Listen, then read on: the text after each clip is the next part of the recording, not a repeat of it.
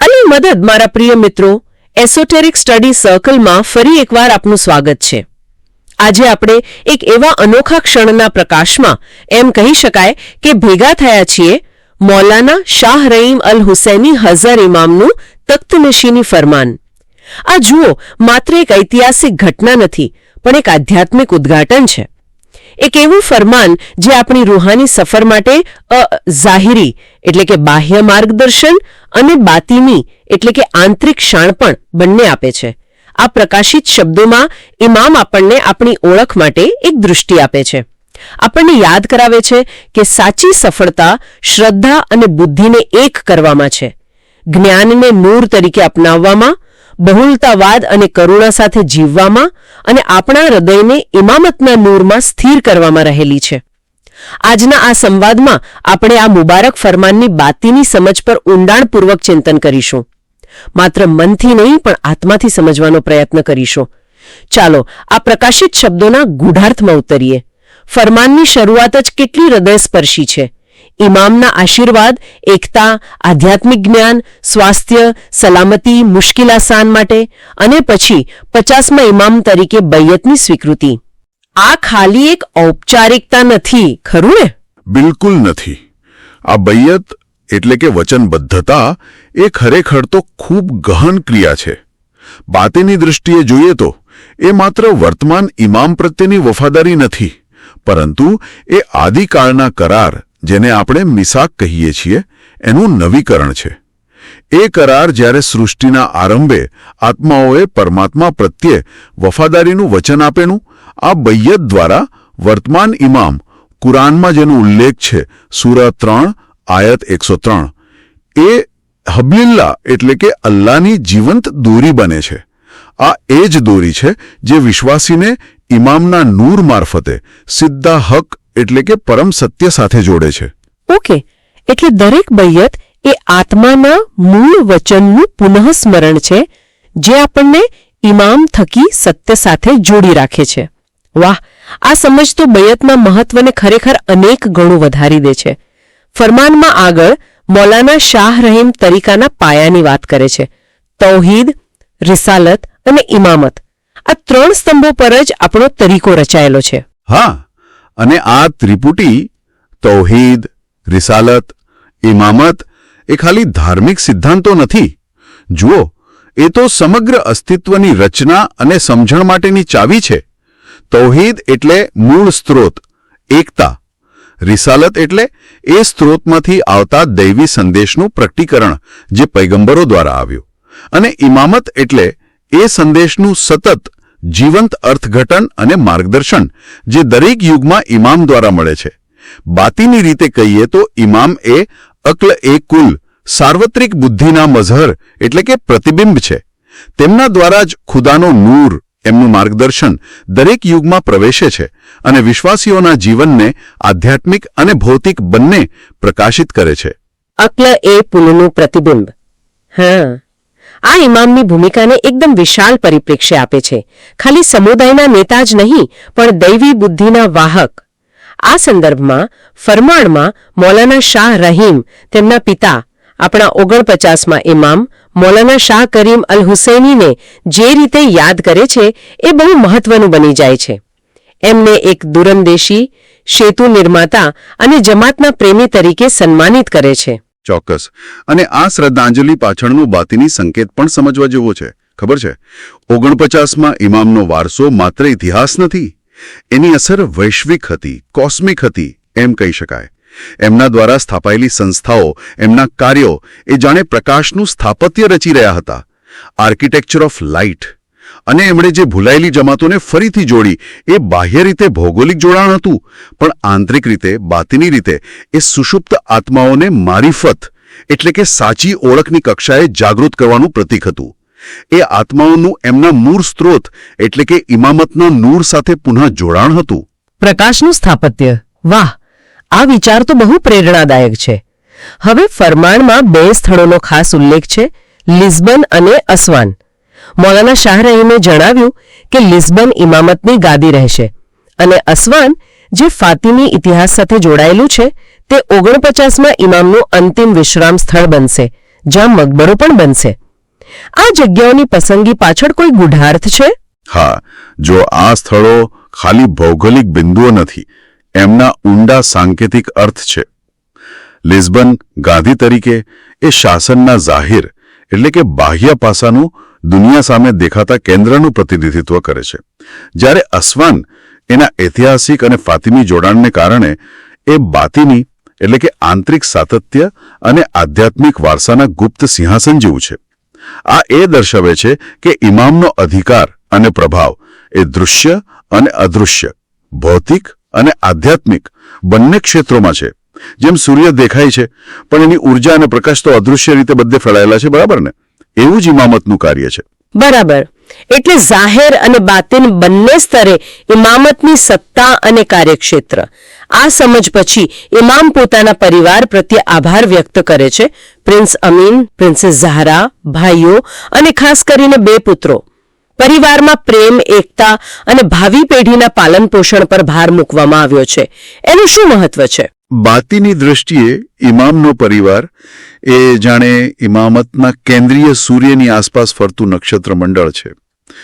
એમની વચ્ચેનો પ્રેમ અને સંભાળ એ ખાલી માનવીય સ્નેહનું ઉદાહરણ નથી, પણ એ ઇમામની વ્યાપક દૈવી રહેમ એટલે કે કરુણાનું પ્રતિબિંબ છે, જેઓ સમગ્ર જમાતના બધા આત્માઓના આધ્યાત્મિક પિતા જેવા છે. આ પારિવારિક એકતા એક રીતે વ્યાપક જમાતની એકતા અને પરસ્પર સંભાળ માટે એક આદર્શ છે. પછી ફરમાન આજના સમયની વાસ્તવિકતા પર આવે છે. વૈશ્વિક અશાંતિ. ઇમામ આ પડકારનો ઉલ્લેખ કરીને જમાતને શિક્ષણ, ટેકનોલોજી, ભાષાઓ શીખવા અને એકબીજાને મદદ કરવા કહે છે. આ તૈયારીઓનું બાતિની મહત્વ શું હોઈ શકે? જુઓ, આજે વૈશ્વિક અશાંતિ છે, બાહ્ય જગતના સંઘર્ષો છે, એ ખરેખર તો આપણા આંતરિક જગતમાં ચાલતા નફ્સ એટલે કે અહંકાર અને નિમ્ન વૃત્તિઓના તોફાનનું જ પ્રતિબિંબ છે. આજના સમયમાં ઇમામ આપણા યુગના નૂહ જેવા છે એમ સમજો, અને એમની ઇમામત એ મુક્તિનો કિશ્તી, સલામતીનું વહાણ છે, આર્ક ઓફ સેલ્વેશન. આ વહાણ જ વિશ્વાસીઓને ભૌતિકવાદ, અજ્ઞાનતા અને બેદરકારીના પૂરમાં ડૂબતા બચાવે છે. તો પછી શિક્ષણ, ટેકનોલોજીનો સારો ઉપયોગ, ભાષાઓનું જ્ઞાન, પરસ્પર મદદ, આ બધું એ વહાણમાં સલામત મુસાફરી કરવા માટેની તૈયારીઓ છે. ઇમામત એ મુક્તિનો કિસ્તી. આ રૂપક તો ખરેખર બહુ શક્તિશાળી છે આજના સમય માટે. અને આ અશાંતિના સમયમાં સ્થિર રહેવા ઇમામ ભારપૂર્વક કહે છે કે તરીકાના મૂળભૂત સિદ્ધાંતોમાં કોઈ સમાધાન નહીં થાય.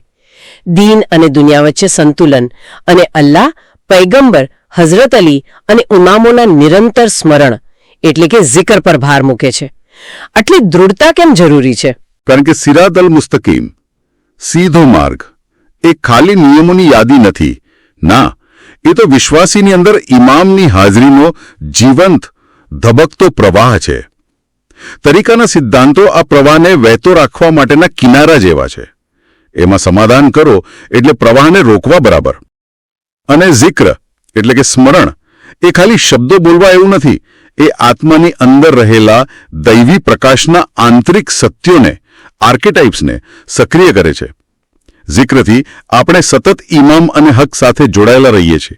એટલે સિદ્ધાંતો પર અડગ રહેવું એટલે આ જીવન જોડાણને જાળવી રાખવું.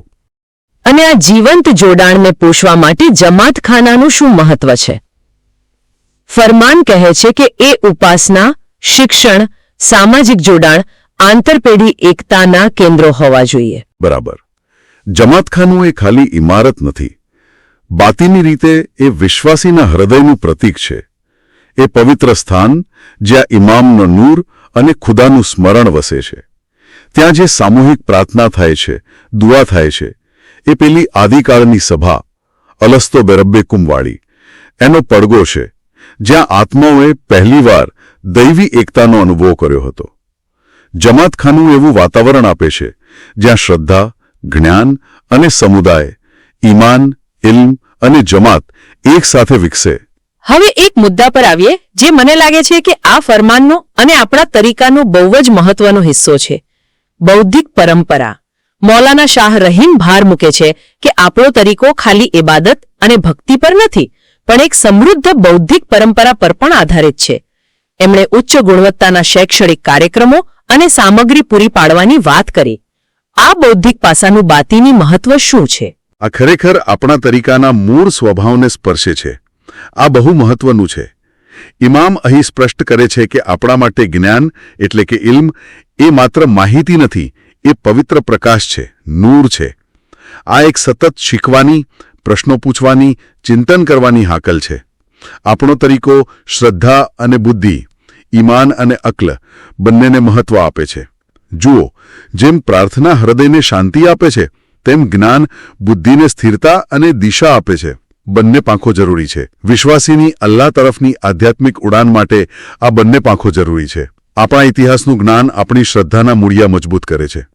આપણી ઓળખની સમજ આપણને સ્થિરતા આપે છે અને જ્ઞાનનો પ્રકાશ આત્મામાં રહેલા સત્યને પ્રગટ કરે છે. એટલે ઇસ્માઇલી હોવાનો અર્થ જ છે સાધક બનવું, જ્ઞાનનો પીપાસુ બનવું, શ્રદ્ધા અને બુદ્ધિ બંનેને સાથે રાખીને સિરાત અલ મુસ્તકીમ પર ચાલવું. શ્રદ્ધા અને બુદ્ધિ, બે પાંખો. વાહ! આ વિચાર ખરેખર ખૂબ સુંદર અને શક્તિશાળી છે. જ્ઞાન એ પ્રકાશ છે, ખાલી જાણકારી નહીં. આ બૌદ્ધિક પાસાની સાથે જ ફરમાનમાં સંભાળ અને ગરીબી નિવારણની નૈતિકતા પર પણ એટલો જ ભાર છે. ગરીબી દૂર કરવી, આવાસ, પોષણ, આરોગ્ય, શિક્ષણ સુધારવું, વૃદ્ધો અને વિકલાંગોને મદદ કરવી, આ બધી પ્રતિબદ્ધતા દેખાય છે. હા, અને આ નૈતિક પ્રતિબદ્ધતા પાછળ પણ ગહન બાતીની સત્ય છે. ગરીબો અને જરૂરિયાતમંદોની સેવા કરવી એ એક રીતે ખુદાની જ સેવા કરવા બરાબર છે. દરેક જીવમાં તેનો અંશ છે. સમાજના નબળા લોકો આપણી પોતાની આંતરિક અપૂર્ણતા, આપણી આધ્યાત્મિક ગરીબીના અરીસા જેવા છે. એ આપણને યાદ અપાવે છે કે આપણે સૌ દૈવી રહેમ એટલે કે કરુણા પર કેટલા નિર્ભર છીએ. નિસ્વાર્થ સેવા કરવાથી આપણો અહંકાર ઓગળે છે, હૃદય શુદ્ધ થાય છે. સેવાનો આ ખ્યાલ વિવિધતા અને બહુલતાવાદના સિદ્ધાંત સાથે કેવી રીતે જોડાય છે? ફરમાનમાં વિવિધતાને શક્તિ ગણાવી છે, બહુધર્મી પરિવારોના સમાવેશની વાત છે અને બધા પ્રત્યે ખુલ્લા મન રાખવા પર ભાર છે. બાતીની રીતે જોઈએ તો વિવિધતા એ તૌહીદ એટલે કે અલ્લાહની એકતાના પ્રકાશનું જ એક પ્રિઝમ છે. જેમ એક સફેદ પ્રકાશ પ્રિઝમમાંથી પસાર થાય તો અનેક રંગો દેખાય, પણ મૂળ તો એક જ પ્રકાશ છે, બરાબર? એમ જ એક જ પરમ સત્ય જુદી જુદી સંસ્કૃતિઓ, ધર્મો, ભાષાઓ, લોકોમાં અલગ અલગ રીતે પ્રગટ થાય છે. આ અનેકતા એ મૂળભૂત એકતાનું જ પ્રકટીકરણ છે. એટલે જ્યારે આપણે બીજાનું, ભલે આપણાથી જુદા હોય, ખુલ્લા મને સ્વાગત કરીએ છીએ, ત્યારે આપણે અજાણ્યા સ્વરૂપમાં રહેલી દૈવીયતાનું જ સ્વાગત કરીએ છીએ. આ સમજ આપણને ઉપર ઉઠાવે છે. અને આજના વિશ્વના બે મોટા પડકારો, આબોહવા પરિવર્તન અને ટેકનોલોજી, એના વિશે પણ ફરમાનમાં માર્ગદર્શન છે. આબોહવા પરિવર્તનને નૈતિક જવાબદારી ગણાવી છે અને ટેકનોલોજીનો ઉપયોગ વિવેકપૂર્ણ વિચાર સાથે કરવાની વાત છે. આનો બાતીની સંકેત શું? જુઓ, પ્રકૃતિ એ ખુદા દ્વારા લખાયેલું એક જીવંત પુસ્તક છે. એના પાને પાને એની નિશાનીઓ, આયાત છે. એટલે પર્યાવરણનું રક્ષણ કરવું, આબોહવાની સંભાળ રાખવી એ ખાલી સામાજિક ફરજ નથી, પણ એક પ્રકારની ઇબાદત છે, પૂજા છે, કુદરતમાં રહેલા દૈવી સૌંદર્ય પ્રત્યેનો આદર છે. બીજી બાજુ ટેકનોલોજી એ શક્તિશાળી સાધન છે, પણ એક આધ્યાત્મિક કસોટી પણ છે. જો શાણપણથી, સારા ઉદ્દેશ્યથી વપરાય તો એ જ્ઞાન ફેલાવવા અને માનવતાની સેવા માટે ઉત્તમ છે. પણ જો અહંકાર, લોભ કે બેદરકારીથી ચલાવાય તો એ ભ્રમણા અને ભાગલા પાડી શકે છે, ગફલતનો પડદો બની શકે છે. વિવેચનાત્મક વિચારસરણી આપણને આ ભેદ પારખવામાં મદદ કરે છે. દુનિયા બદલાઈ રહી છે, સ્થળાંતર વધી રહ્યું છે. ફરમાન આ વાસ્તવિકતા સ્વીકારીને નવા આવનારાઓનું સ્વાગત અને એકીકરણ કરવાની જરૂરિયાત પર ભાર મૂકે છે. શું આ ભૌતિક સ્થળાંતરનો કોઈ આંતરિક આધ્યાત્મિક અર્થ પણ છે? ચોક્કસપણે. ભૌતિક સ્થળાંતર, એક જગ્યા છોડીને બીજે જવું, એ આત્માની આંતરિક યાત્રાનું પ્રતીક બની શકે છે. અહંકાર અને ભૌતિક આસક્તિના બંધનો છોડીને સત્ય અને આધ્યાત્મિકતા તરફની ગતિ. જ્યારે આપણે નવા આવનારાઓનું, અજાણ્યાઓનું ખુલ્લા દિલથી સ્વાગત કરીએ છીએ, ત્યારે બાતીની રીતે આપણે આપણા પોતાના અસ્તિત્વના અજાણ્યા પાસાઓને સ્વીકારીએ છીએ, એમને આપણા વ્યક્તિત્વમાં એકીકૃત કરીએ છીએ. એ પોતાની જાતને વધુ સંપૂર્ણ બનાવવાની પ્રક્રિયા છે. આ બધા માર્ગદર્શનને સંસ્થાકીય સ્વરૂપ આપવા ફરમાનમાં શિયા, ઇમામી, ઇસ્માઇલી મુસ્લિમોના અપડેટેડ બંધારણનો ઉલ્લેખ છે, જે 11 ફેબ્રુઆરી 2025થી લાગુ થયું. લિસ્બનને ગાદી તરીકે પુષ્ટિ, લિંગ તટસ્થ ભાષા, અનુકૂલન ક્ષમતા — આ બંધારણીય ફેરફારોને બાતિની રીતે કઈ રીતે જોવા? બંધારણ એ ઇમામતની દૈવી ઈચ્છાને દુનિયામાં લાગુ કરવા માટેનું જાહેર એટલે કે બાહ્ય માળખું છે, એક પોશાક જેવું. સમય અને સંજોગો બદલાય તેમ આ બાહ્ય માળખામાં ફેરફાર થઈ શકે જેથી તે સુસંગત રહે, પણ એનો મૂળભૂત અધિકાર, એની શક્તિનો સ્ત્રોત તો ઇમામનો આંતરિક શાશ્વત નૂર જ છે. બંધારણીય ફેરફારો એ ખાતરી કરે છે કે તરીકાના સિદ્ધાંતો અને મૂલ્યો બદલાતા વિશ્વમાં પણ જીવંત રહે, પણ તેનો આત્મા જે ઇમામતના નૂરમાં છે તે અપરિવર્તનશીલ રહે છે. અને આ બધા કાર્યોને શક્ય બનાવે છે જમાતની સેવા ભાવના.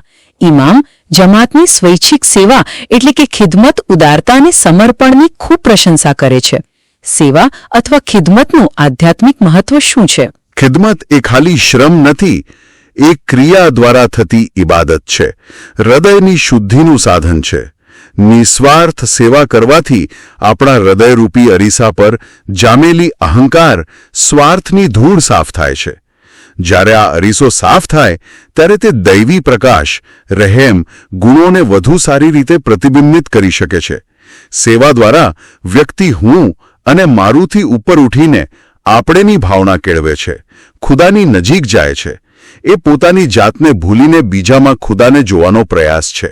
અને અંતમાં ઇમામ એક બહુ જ આશ્વાસન આપનારી વાત કહે છે કે તેઓ શારીરિક રીતે ભલે દૂર હોય પણ હંમેશા જમાતના હૃદય, વિચારો અને પ્રાર્થનાઓમાં હાજર છે. આ હાજરીને કેવી રીતે સમજવી? હા, આ સમજવું અત્યંત મહત્વનું છે. જો ઇમામની હાજરીના બે પાસા છે. એક છે એમનું જાહેર, બાહ્ય સ્વરૂપ, જે આપણે જોઈએ, સાંભળીએ, જે ફરમાન આપે, સંસ્થાઓ બનાવે, ભૌતિક જગતમાં માર્ગદર્શન આપે. અને બીજું પાસું છે એમની બાતિની, આંતરિક વાસ્તવિકતા, એમનો શાશ્વત નૂર, જે ક્યારેય ગેરહાજર હોતો નથી, ભલે ઇમામ ભૌગોલિક રીતે દૂર હોય. કુરાનમાં કહ્યું છે ને, અલ્લાહ ગળાની નસ કરતાં પણ નજીક છે. એમ જ ઇમામનો નૂર વિશ્વાસીના હૃદયની ખૂબ નજીક છે, એની શ્રદ્ધામાં, એના સ્મરણમાં હંમેશા હાજર છે. આ શાશ્વત આંતરિક સાથનો અનુભવ કરવો એ જ સાચી શ્રદ્ધા છે. અને ફરમાનના સમાપ્તમાં ઇમામ જમાતે આપેલી મહેમાની ભેટનો સ્વીકાર કરે છે અને આભાર માને છે. તેને પ્રેમ અને એકતાની યાદ અપાવનાર તરીકે સાચવવાની વાત કરે છે. આ ભેટનું પ્રતિકાત્મક મહત્વ શું? આ ભેટ એ ખાલી કોઈ વસ્તુ નથી. ના, એ ઇમામ અને જમાત વચ્ચેના પ્રેમ, વફાદારી અને કરારની સાંકેતિક મોહર છે. એનું મૂલ્ય ભૌતિક નથી, પણ એ જે ભક્તિ, નિષ્ઠા અને એકતાની ભાવના રજૂ કરે છે તેમાં છે. એ જમાત તરફથી એક અર્પણ છે, જેને ઇમામ સ્વીકારે છે અને પોતાના નૂરમાં સાચવી રાખે છે, જે ઇમામ અને મુરીદ વચ્ચેના અતૂટ આધ્યાત્મિક બંધનનું નિરંતર સ્મરણ કરાવે છે.